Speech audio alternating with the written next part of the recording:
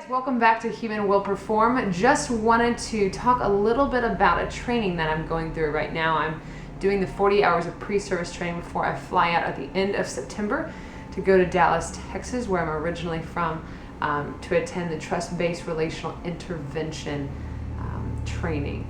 It's based off of this book called The Connected Child. I highly, highly recommend it. It's based off of the work of Dr. Karyn and Dr. Purvis from the Child Development Center over at Texas Christian University in Fort Worth, Texas. They work specifically with kids from hard places, and so that can mean foster care, that can mean adoption, domestically or internationally. But we really go into the homes, we do a lot of parent coaching, and so just as much work that we do with the kids, and helping with emotional and behavioral struggles, we also work with the parents because it's a complete system. If I just work with the kid, I'm only fixing one aspect of the problem. I'm not really getting to the totality of all that there is, because so much of the healing work does not happen with me as a therapist. It actually happens with you, the parent. Most parents are kind of surprised when I tell them that, but they honestly have the power to heal. Just as much as relationships have damaged these kids, whether they were in foster care or in post-adoptive settings, the relationships, just as much as they have the power to destroy, they also have the power to heal, which is really beautiful. And so there's three basic principles that kind of come out of this work, The Connected Child. Again, highly, highly, highly recommended if you are a foster or adoptive parent or just a parent with kids who have stuff. You should really check out this book. The three principles are empowering your kid, and then connecting to your child, and then correcting. And so it's kind of this teardrop system. And so if you think about the base of that, it's going to be the empowering. And so we want to empower our kids on a physiological level and then on an ecological level, meaning we want to help empower our kids through their own physical needs, of getting their needs met physically, whether that be hydration and food and nutritious snacks and those types of things. And then ecologically is in their environment. What do they need in order to feel empowered as little people, so that they can grow up and be fully functioning adults who can have their needs met in really appropriate and healthy ways. The second would be connecting. How do we connect to our kids? Through our own awareness and through engagement. And so are we always on our phone, or are we kind of attuned to our kids' needs? Do we help them emotionally regulate themselves?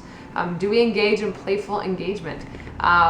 Those types of things. And so it's really, really important. And then that's going to set us up to be able to correct them and for them to actually be able to receive that, right? Because if we're working with a kid who's gone through trauma or any type of emotional or relational disconnection, it's going to be really hard for them to want to receive correcting when they don't feel empowered and when they don't feel connected. And so we want to make sure that those two bases are kind of covered, so that when we do when we do correct, we can do so either proactively, right, through choices and compromise, or through redirection, through redos, choices and consequences, and those types of things. And so you're probably going to be hearing me over the next couple of weeks and months talking a lot more about trust-based relational intervention therapy. It is literally one of the best therapy modalities out there for kids who come from hard places, kids who have been exposed to trauma, who struggle with anxiety or any type of emotional or behavioral issue, regardless if they were in foster care or in post-adoption settings.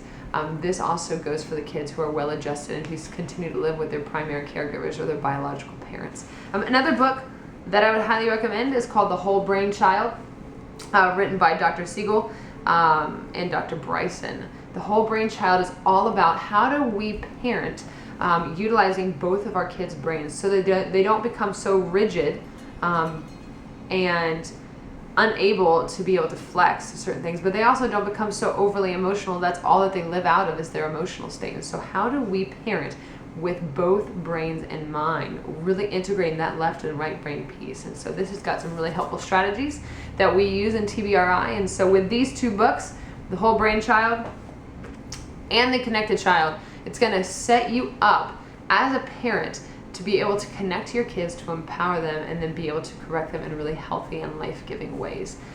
So if you want to subscribe for more, click here. on this book, and it'll take you to our subscription page so you don't ever miss a video when we upload it. I'm going to be releasing some exciting news here in the next couple weeks, as well as interviewing some other people, and so get excited for that. Make sure that you check out oliviapeltz.com and our blog, where I post a lot of different stuff for parents, as well as for adults just struggling with anxiety or depression or trauma concerns. So until then, we will see y'all later.